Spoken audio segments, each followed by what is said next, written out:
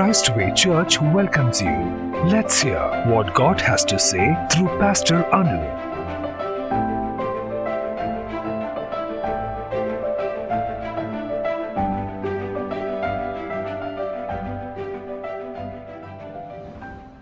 Our message title this evening is God demands our sacrifices to worship Him. Jesus gives us two meanings for the life we live in this world. First one, the lower physical and temporal life, and the second one, a higher, peaceful, spiritual and eternal life. Each individual has the right to choose this life. Many, including Christians, often say God is good. In the next breath, they thank God for His all goodness. And Christians have a favorite slogan, God is good all the time, and all the time God is good.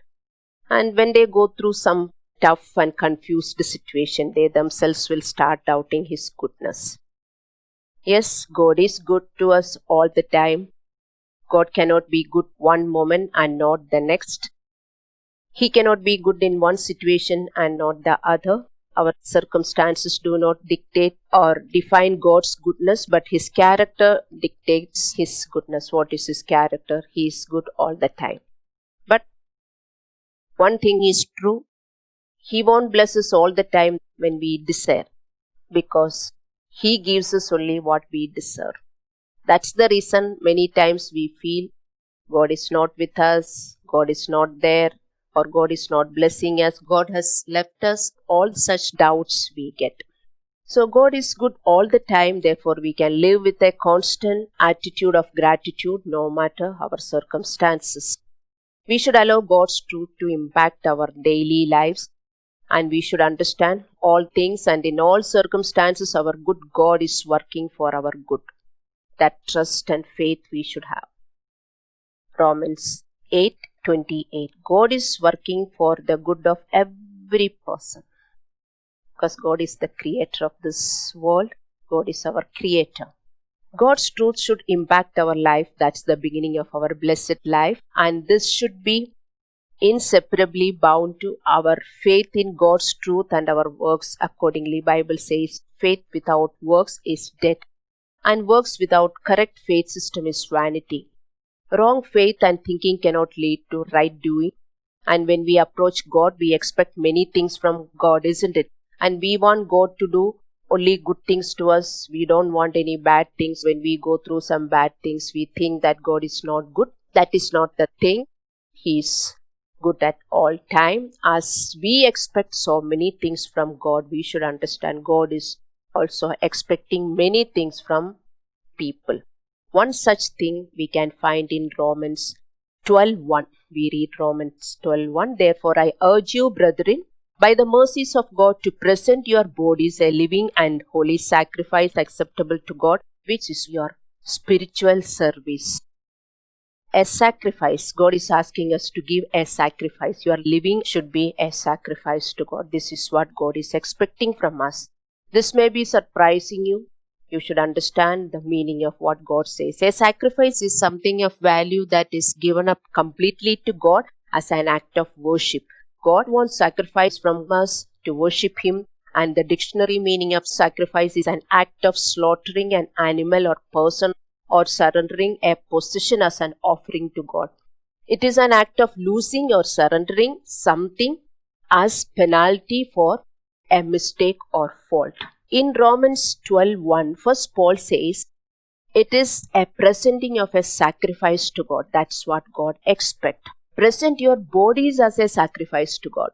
It is your living that is an act of worship God wants from us. Sacrifice in the Old Testament, we know in the Old Testament time there were sacrifices. So let's know what is that. Sacrifice in the Old Testament were normally livestock or birds, and that were brought by the people to God to be slaughtered on the altar by the priest. In coming to God, the worshipper brought a sheep or bull or pigeon and sacrificed on the altar. Though on certain occasions there were other kinds of sacrifices like offering of produce, even they had to die and they were harvested and burned on the altar, or given as a portion for the priest. Whatever they were giving to the priest and the temple, that has to die. That was the principle. There were different kinds of sacrifices, but at the heart of it was the sin demanded punishment, and the slain animal represent God's willingness to accept a substitute so that the worshipper might live and have an ongoing relationship of forgiveness and joy with God. In short, a sacrifice is giving up something that cost money, comfort, or your convenience. This is what God wants from you. Something. Okay, but that will cost you. Maybe your comfort, it may be your convenience, it may be your money. Notice that the days of sacrifices are not over. In these days, we have to give ourselves. Those days, it was animals and other things, but today we are to present our bodies as a living sacrifice. The only difference is the sacrifice has been transferred from the physical slaughtering of animals to the sacrifice of self. It is your living that is an act of worship. You have to give up some comfort or convenience. Sometimes it is money also. That is, every act of your living body be a demonstration that God is your treasure. You are giving because God is your treasure. You give loving gift to the people whom you love. Isn't it? If you are a giver. But you have to give. Okay, this is what we show. When we are giving to God, that shows we love God. That is our love offering. Okay, so that is every act of your living body be a demonstration that God is your treasure. Then only you can give sacrifice. If God is not your treasure, nobody can give this sacrifice. Let every act of your living body shows that Christ is more precious to you than anything else. Let every act of your living body be a death to all that honors Christ. Present your living body to God means give your members of your body, that is your eyes, your tongue, your hand, your feet, your mind, and your entire self, your entire body to do righteousness, not to sin. Our human body is not presented to be slain or killed. We have to give a living sacrifice. Nothing has to be killed on the altar. We have to give a living sacrifice, but there is something has to be killed in us, that is our self, our comfort. Wanting to live for sin, this sinful self has to be killed day after day. Like Paul said in 1 Corinthians 15:31, we have to die daily. Each of our sinful nature has to be killed daily. If you are not killing anything in a day, you are not giving sacrifice to God. Every day you have to give sacrifice to God. Each time when you go before God, you have to take something and go to God. Okay, so if you are not taking that present, you are not giving sacrifice to God. If you are not killing anything in a day, that means that day you are not giving any sacrifice. Sacrifices are inherently costly to the giver, isn't it? A sacrifice is a costly affair. Or there is no real sacrifice in the offering. David explains in 2 Samuel 24:24, Then the king said to Araunah, But I will surely buy it from you for a price, nor will I offer burnt offerings to the Lord my God with that which cost me nothing. Araunah was a Canaanite who sold the king David a site that sufficed to make a sacrifice to the Lord. And King David, he knew the price of a sacrifice. Knowing the principle of giving, said to Araunah, he couldn't offer anything to God that didn't cost him something. So when you are giving also something, it has to cost you. Sacrifices are costly for the giver, and we are asked to sacrifice our bodies to offer. In other words, we are asked to consecrate ourselves to God to live a holy life. We have to make a costly choice. Sacrifices should cost something, otherwise it is not a sacrifice. Please understand, if you can't live certain things that God asks you to live, that means you are not ready to give sacrifice to God. Okay, Paul is saying the same things in Ephesians 5:1-7. He is mentioning the shunning of fornication. Fornication means adultery, and unholiness means an unholy living, and covetousness. Need for more. People are not satisfied with whatever they get. They want more. That is covetousness. And filthiness, crude joking. Your worldly friends may be joking, crude joking, dirty joking, filthy joking. You should not join with them. and all other sinful behaviors. And Ephesians 4:22 through 24, we are asked to renew our minds and put off our old self and put on our new self. It is a sacrifice for us, isn't it? We can buy new clothes and fill our wardrobe and we can wear the new clothes. The same way Bible is telling, put off your old self and put on a new self. That is a sacrifice. If you are not ready to give God a sacrifice, you cannot put off your old self and put on the new self. To do all these things requires sacrifice from your part, putting human nature to death and overcoming indwelling sin. It is not easy. It requires disciplining yourself and controlling yourself, saying no to yourself. This is the sacrifice from our part because we don't want to do all these things. It is a sacrifice. Why? Because we don't want to do. Isn't it?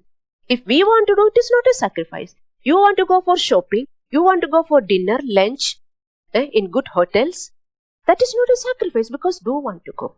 But you want to come to church meeting. You have to attend the church meeting. You have to spend time to pray. You have to spend time in meditation. You don't want to do. From you, it's a sacrifice. That is called sacrifice because you don't want to do. And it will cost something. But to go for shopping and for food or to go with your friends, you enjoy it. It is not a sacrifice. On the other hand, it also requires to say, yes, I need to do this. We will have to sacrifice. A sacrifice is involved in almost any act of love. This is an act of love. You are loving God, that's why you are sacrificing. Other things you are loving. You love to go for dinner, lunch, or for meeting with your friends or partying. You love to do that. But these things you don't love to do, but you love God, so you are doing it. You understand? But those who don't love God, they cannot do it. Understand? After hearing this message, if you feel that to give sacrifice, it is very difficult, understand, you are not a person who loves God. But you want God to love you and give you everything. But you cannot love God and give what God asks.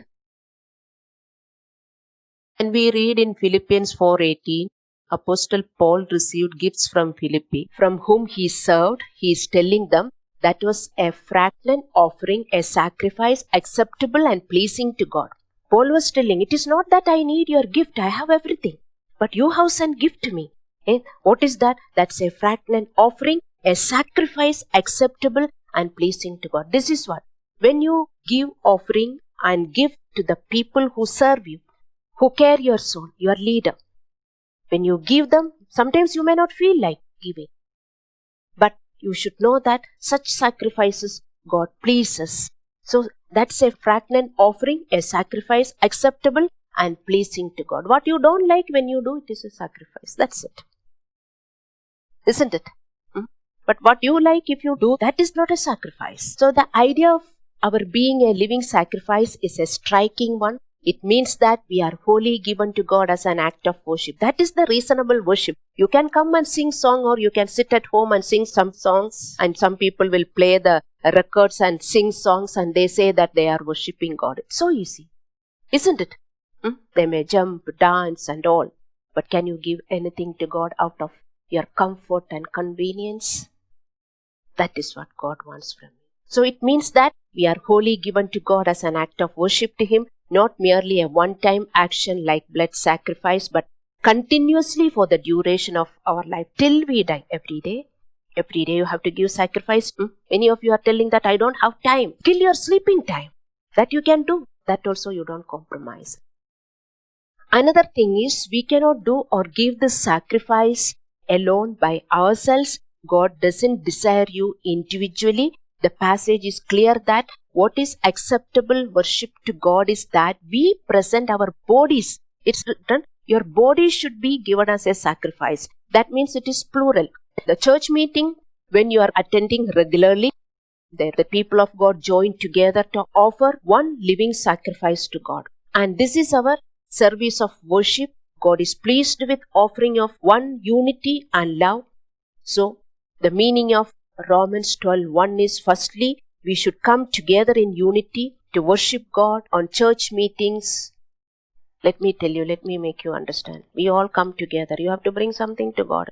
What you have to bring? Something has to be killed in you. You should know that. So when you come before God, first come inside and pray. Before prayers, you should not start singing. Please respect God. This is a place of God, isn't it? So when you come, before starting the meeting, you should pray, give sacrifices to God. Then only you should start singing. You should make it a practice. Little time you should pray. And 5 minutes you should pray. You yourself should know what all have to be killed in you still. So many things are there in you to be killed. Lord, I am ready. I don't want those sins to be alive in me. I am ready to kill them today. You give me grace. You should know the level of your anger, your irritation, your jealousy, your selfishness. You're watching dirty things in this media. Sometimes you may not get control. You have to kill that. If you sacrifice to God, God will give you strength. If you don't sacrifice and if you keep it with you, you will not get strength to kill. You should be ready to kill them first. Your selfishness, your pride, ego, jealousy, bitterness, laziness. You should know. When you are coming for meeting, don't just get ready and come off. You should take something along with you. Sacrifice. You should know today what should I sacrifice. A lot. Lord, I am ready. These things have to be killed from me. I submit myself before you. Give me grace. So when you come together, you are giving that grace. God will be pleased. You get lot of strength to kill that sacrifices. Hallelujah. Secondly, for this unity, for each of us to give our bodies as a living sacrifice to God, we need each other's help. There are lot of purposes for you to come together as a church. Because we are the members of the same body, Romans 12, 4 and 5. We are individually members to each other. And we have to love each other, care each other, grow each other by encouraging each other, forgiving each other, praying for each other, admonishing each other, rebuking each other. Romans 15, 2 and 1 Thessalonians 5, 14. You should love your pastor. You should love and encourage your pastor. Here we are coming. You have a duty. Don't chumma just come and go. You have a duty. You have to encourage each other. You should receive the encouragement. You may have to get sometimes rebuke from the pastor or elder. Don't get offended. You should expect. See, when you go to a place, you will expect something. You know what you get from there. When you go to a shopping mall, you know what you get from there. When you go to a hotel, you know what you get from there. In the same way, when you come to church, you should know what you get from there and what you have to give there. Even shopping mall, you have to give something. Hotels, you have to give something. Or you are just a visitor. Don't come to church as a visitor. Okay? With a purpose you come. To give and to take. Okay? And I told you, you have to love your pastor. I need your love and I need your encouragement. You have to encourage me to continue my ministry. But if you sit and kill me, I cannot. I need church encouragement. Through your encouragement only I can continue. But if you are killing me, I cannot continue this ministry. Because you need a leader. Hebrews 13:17 says, obey your leaders and submit to them, for they are keeping watch over your souls as those who will have to give an account. Let them do this with joy, not with groaning, for that would not be advantage to you. You should see that your leader is doing the work joyfully. Don't grieve them, because you need the leader. You need a pastor. So through you, the pastor should not be grieved. You should be very careful. Did you understand? That's the meaning of Hebrews 13:17. You have to encourage. You should tell, Pastor, I need your leadership. Many of you don't want my leadership. Then you have to hurt me. So those who want my leadership only should come to the church. Otherwise, why do you come to the church? In other churches, people are not accountable. In the traditional church, just go warm up the chair and come back. Nobody is accountable to anyone. You will get a religious feeling and come back. But our church is not that. Born again life is not that. God has appointed leaders to look after your souls. That is the meaning of Hebrews 13:17. So the leader needs your encouragement. Don't crush her. Encourage her. Pray for her or him. That's very important for you. Whoever is coming to the church, pastor will be praying. Pastor will be praying for that family. So what that family is giving to the pastor, pastor can understand. I'm not talking about money. I'm talking about love. Are they giving love? Are they crushing the pastor? God will reveal to the pastor. Many will think that somebody has come and told me and somebody is gossiping me. No, God will reveal it. I can understand what is happening in your family, what you are giving to me. Some family, if I pray, full darkness, nothing you are giving me. I'm not talking about money, love and encouragement. I can see certain people, full darkness, because they don't want me. See, I have to work. I have to give a sacrifice to God. That is looking after your soul.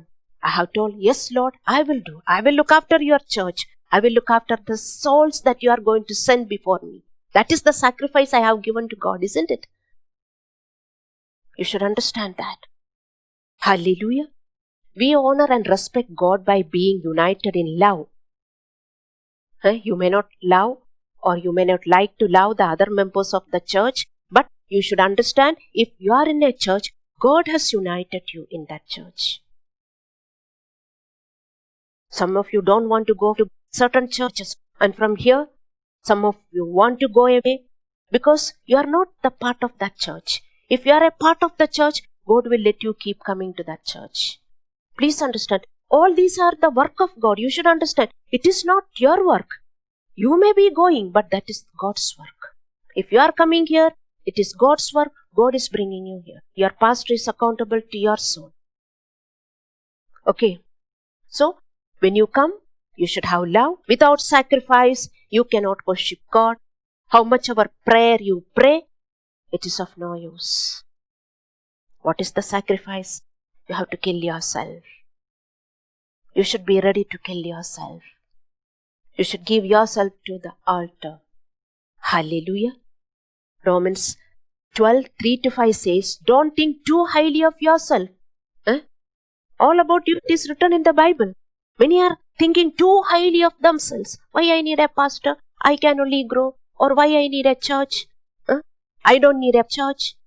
I don't need a pastor. Why a pastor should lead me? I know to lead myself. To such people, God is telling. See what Paul says? Don't think too highly of yourself. We are all the members of the same body. And Romans 12:10 says, we should be devoted to one another over oneself. This is the sacrifice from your side. You don't want to do that, isn't it? That is the sacrifice God is asking. You don't want to do. You don't want to kill yourself to obey God. That is the sacrifice God is asking from you. We have to forgive each other. We have to bear with each other. Lord, when you come together, we will mingle with the people. Then we will understand each one's character. We may not like the other person's character, but we have to forgive. We have to have patience. We have to bear with them. That is how our character will grow. And in Romans 12:16 says, be of one mind. Do not be proud. Associate with the lowly. This is the another commandment for the proud people. Associate with the lowly. This is a commandment for the church. Because in the church, not everyone is lowly, means humble. Very few you can see humble people. Even Romans 11:20 says, do not be proud, but obey. Paul is warning that. Don't think of yourself as a wise person. Don't think you are above your pastor. You may be older than the pastor or highly educated than the pastor, but what God has given to pastor, please understand, God has not given to you. Pastor is being educated from heaven. Pastor is being educated from God. Pastor is being sent by God for you. That you should understand. So you may not like to accept that pastor. That's the reason I will always tell you, you need one church and one pastor. Find it and be there. I will always tell, if you don't like me as a pastor and you don't like this church, you can always leave. I'm always happy for such people because I don't want anyone who doesn't like me. I want the people who love me, who care me, who encourage me to lead your soul. Because I am sent from God. I will tell such and such person doesn't care me, Lord. I will tell, I'm telling God. Do something for that person's heart if he keeps coming. Otherwise, send him away from this church. This is what I pray. Please understand. Because I have to give account about your soul. If your soul is going to hell, God will ask me why that soul has gone to hell. He said he was not listening me. He was not obeying me. He never accepted me as a pastor. He was going in his own way. He was little headweight person. I have showed all these verses, but he was not carrying me. I am accountable. You should understand. Okay, so don't think of yourself as wise. Associate with the humble. Humble are the believers who turn and become like children. Matthew 18:3, Jesus told, unless you turn and become like a child, you cannot enter the kingdom of God, God's kingdom. In God's kingdom, what is there? Righteousness, joy and peace in the Holy Spirit. Righteousness, joy and peace in the Holy Spirit, and all your blessings are there in the kingdom. So, to enter into the kingdom, yes, first step is being born again, baptized. After that, what you have to do? Turn and become like a child. Not everybody can. Okay? So, there are, but very few. Very few in every church. Very few. Pastor should be a humble person. You should find whether that pastor is a real humble person. He's blindly obeying everything what God says. He's like a fool.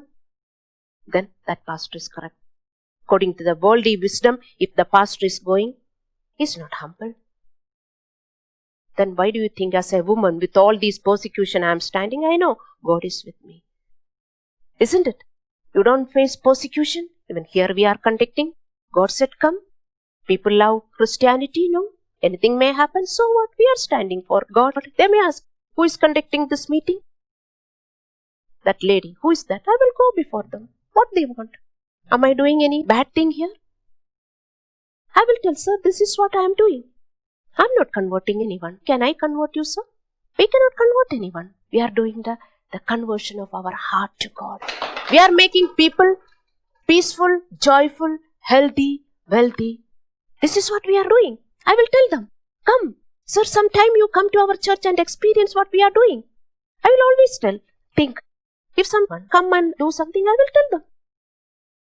You can only experience my leadership. You say that I am doing something bad, then you can arrest me. Isn't it? You should be bold enough to tell. Such people are humble. You may be thinking, what those people do, what here they will do. Isn't it? That means you are not humble. I am not praising myself. I am not degrading yourself. Because God has created each person in a different way. God has created me in this way. I am not praising myself. Don't think that I am praising myself and I am degrading you. Your heart is very proud. You need people like me. Then only you will change. Associate with the humble. Don't be wise in your own understanding. Please understand. And the other thing is, they have a serving mentality. They will serve, not thinking that they will get something in return. No. Who are the humble people? They don't expect anything. They don't expect money. They don't expect fame. They are humble people. They don't want money. They know that God will provide. To run God's church, money is required, of course.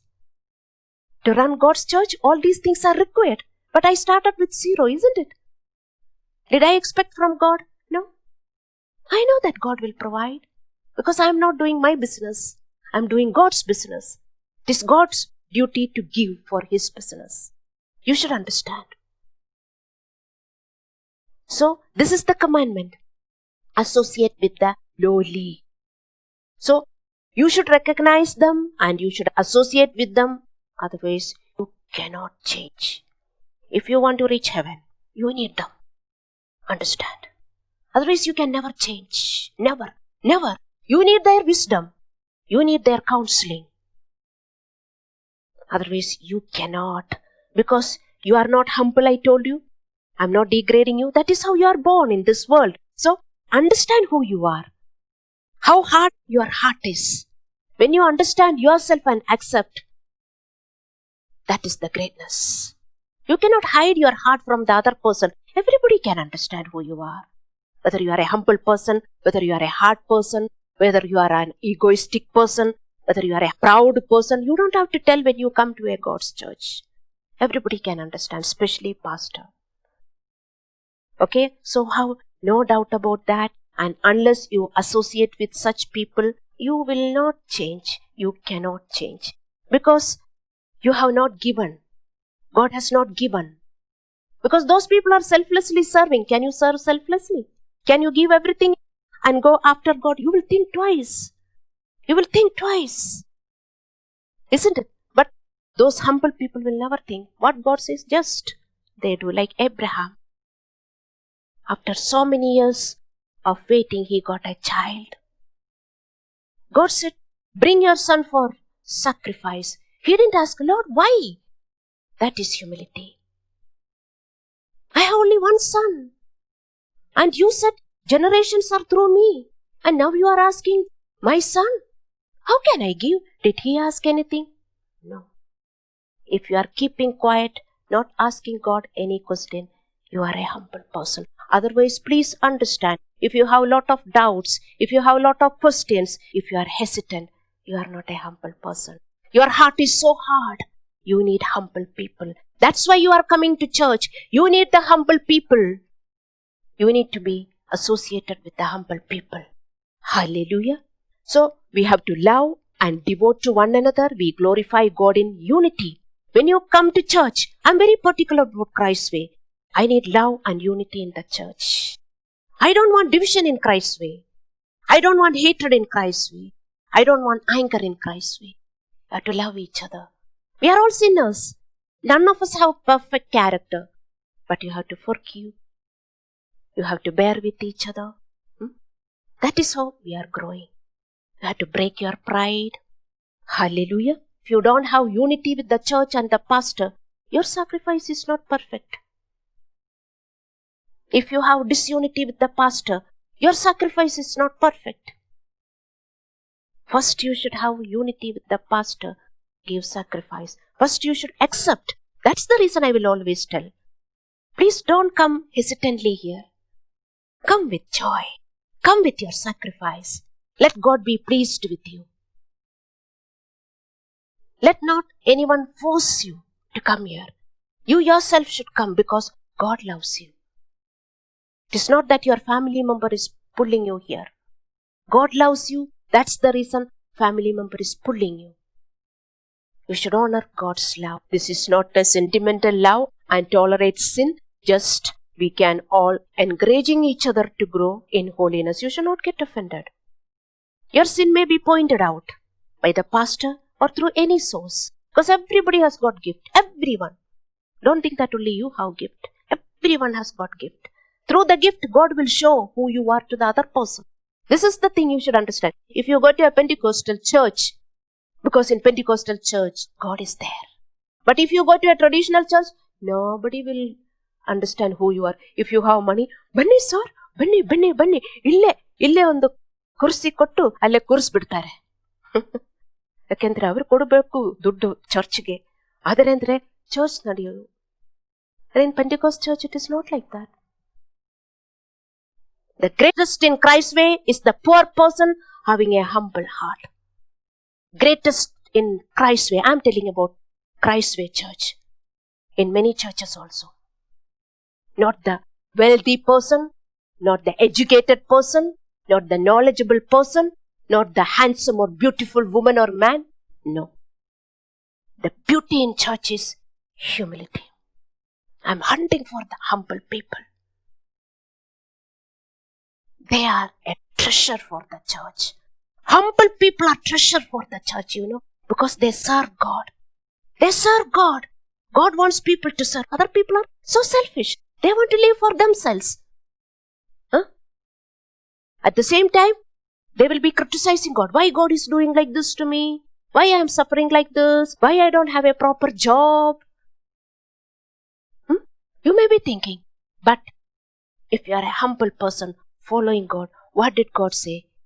As your soul prosper, you will be prosperous in everything. Everything. Joy, peace, health, wealth, everything. So, you are coming to church to meet with that person who is humble. Please understand and associate with the humble people. Otherwise, you can never ever grow. Otherwise, you can never ever break the hardness of your heart. Nobody. Bring the hard people to the church. We are here to break the hard-hearted people. Bring them if they keep hearing, because I am not preaching my words. I am preaching the word of the God who love them, not to continue in that hard-heartedness. So understand the truth. Romans 12:9 is clear. Let your love be without hypocrisy. Don't talk sweet words from your mouth and keep something against someone. This is hypocrisy. Bible is telling, let your love be without hypocrisy. In church, love should be pure like Jesus Christ. That's why you are coming to learn that love. Outside it is hypocrisy. You may talk so well, but inside you have hatred, you have anger, you have jealousy, but in Christ you should change. Let your love be without hypocrisy. Our devotion to one another is our purpose of holiness, and you may not like it, but it's your sacrifice. Okay? And we are asked to give God sacrifice. If you don't devote to one another, you cannot grow in holiness, or if you don't give God sacrifices, you don't grow in holiness. We are learning about sacrifice, and God requires sacrifice. If you are not ready to give God sacrifice, you can say, Lord, I don't want you. You go. I will live my life. You can tell God. You don't need a church. Never call God, because you are the God of your life. You are the Lord of your life. You are the master of your life. You don't want God to be the master of your life. When you don't want God to be the master of your life, you are the master of your life. You cannot have a relationship with God. Did you understand me?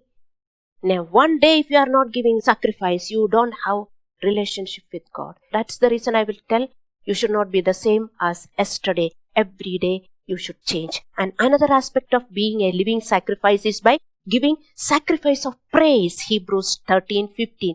We are asked to give continually sacrifices of praise. That is also sacrifice of praise.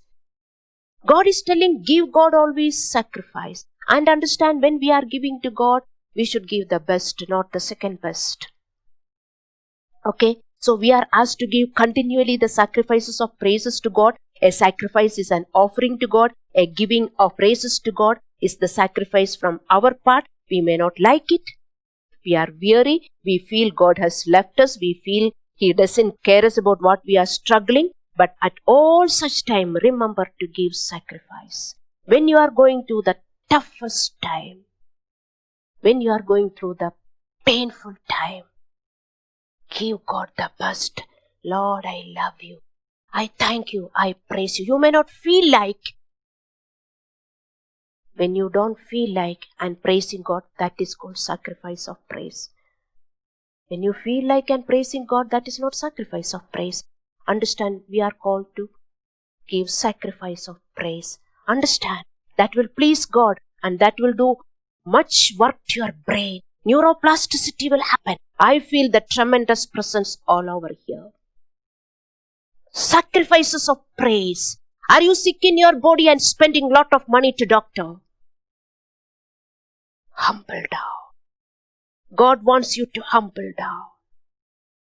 God wants you to give sacrifices.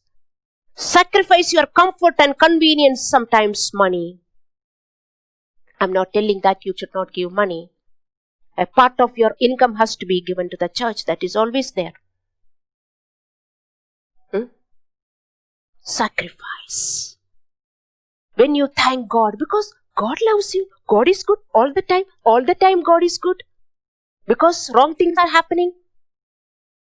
Because of that, God is not good. God is good only, but we don't deserve. That's the reason bad things are happening. May not be your mistake. Maybe generational curse is happening to you. You don't know. So when you sit and thank God for the painful situations you go through, God will be pleased when we go through bad times, painful times. Remember, my friend, to give sacrifice of praise. If you are sick in your body, give sacrifice of praise. You don't feel like, but you know God is good. You know God's truth are correct. You know James 1:2-4. Count it all joy when you go through so many problems. Testing of your faith produce patience. Let the patience have it perfect work. You should understand, the troubles are to cleanse you, to become like Jesus Christ. You know. But you may think, how much? How much? We don't know. God is allowing. That's the reason. If you are really worshipping God, spending time and loving God, I told you each offering is a love offering. You are giving sacrifice. You are giving praises to God because you love God. God, I love you. Just think, if God could have not met you, if you could have not been born again, baptized, what was your situation? Do you know? What was your family situation? Do you know? You don't know. Christ's Way people, if they could have not come to Christ's Way. But how God is protecting you through these teachings, because you are changing little, at least some little things are happening to you. So you are getting something. You should understand. So from today, learn to give God sacrifice of praise. It is a sacrifice. Remember, you don't feel like. You never feel like. Too much of pain.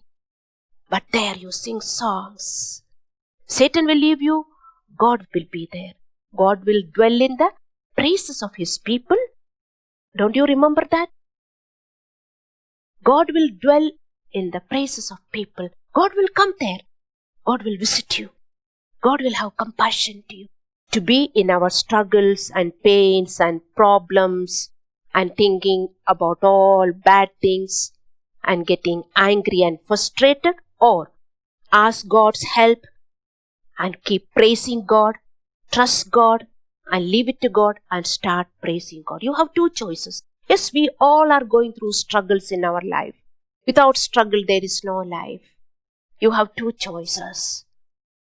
You can either only think of those things that you are going through and getting irritated, frustrated, painful in your heart and worried.